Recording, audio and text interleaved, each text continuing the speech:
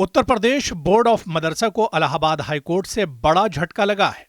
अदालत ने UP board of Madrasa education act 2004 को गैर आईनी करार देते हुए कहा कि यह एक्ट सेकुलरिज्म के उसूल की खिलाफ वर्जी करता है।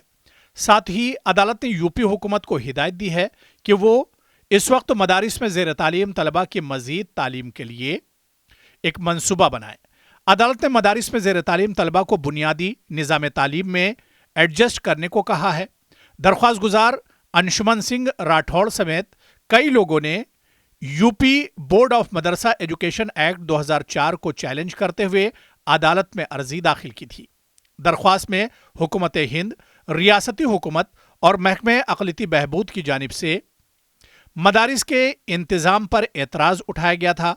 केस की समाअत के बाद जस्टिस विवेक चौधरी और जस्टिस सुभाष की डिवीज़न बेंच ने यह हुक्म दिया। साल 2019 में हाई कोर्ट ने मदरसा बोर्ड के कामकाज और ढांचे से मुताल्लिक कुछ सवालात को एक बड़ी बेंच को भेज दिया था। लार्जर बेंच को भेजे गए सवाल में पूछा गया कि क्या बोर्ड का मकसद सिर्फ मजहबी तालीम देना है? हिंदुस्तान में सेकुलर आइन के साथ क्या किसी खास मजहब के लोगों को किसी भी मजहब से मुताल्लिक तालीमी बोर्ड में नामजद किया जा सकता है? इस एक्ट में बोर्ड को रियासती अक़लियती बहबूद की वजारत के तहत काम करने का भी बंदोबस्त किया गया है।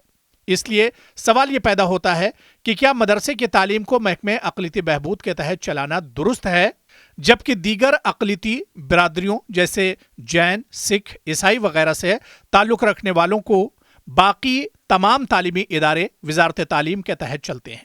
UP board of Madrasa education act 2004 एक कानून था जिसे हुकूमत उत्तर प्रदेश ने रियासत में मदारिस के तालीमी निज़ाम को बेहतर बनाने के लिए मंजूर किया था।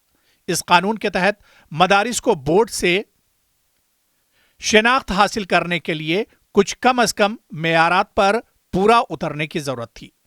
बोर्ड ने मदारिस को निसाब, तदरीसी मवाद और असातिज़ा की तरबियत के लिए रहनुमा उसूल भी फराहम किए हैं।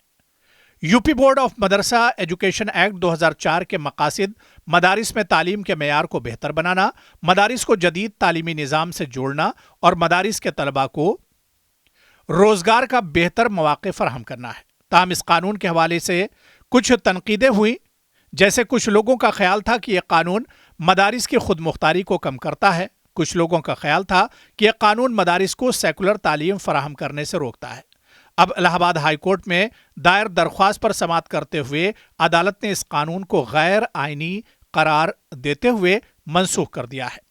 Allahabad high court double bench के फैसले के बाद अब तमाम सब्सिडी वाले मदारिस को मिलने वाली ग्रांट यानी हुकूमत से मिलने वाली इमदाद बंद हो जाएगी और सब्सिडी वाले मदारिस खत्म हो जाएंगे। तहकीकात से पता चला है कि हुकूमत की माली इमदाद से चलने वाले मदारिस के जरिए मजहबी तालीम दी जा रही थी। अदालत ने इसे सेकुलरिज्म के बुनियादी उसूलों के मनाफी समझा है।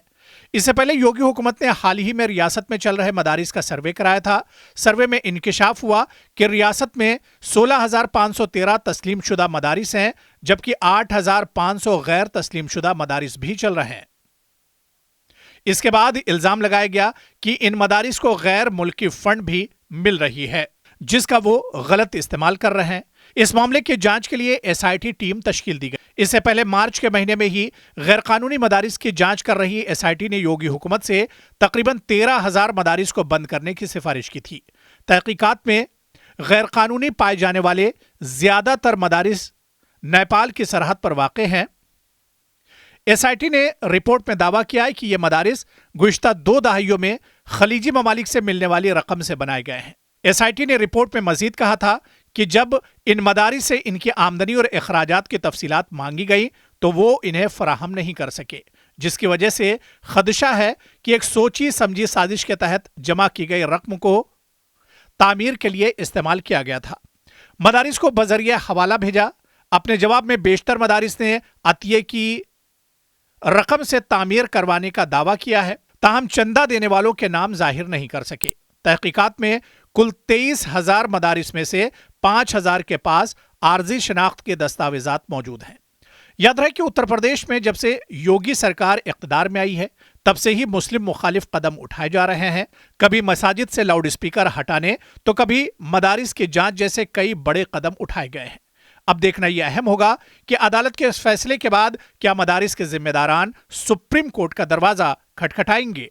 بیورو رپورٹ، مسلم آواز۔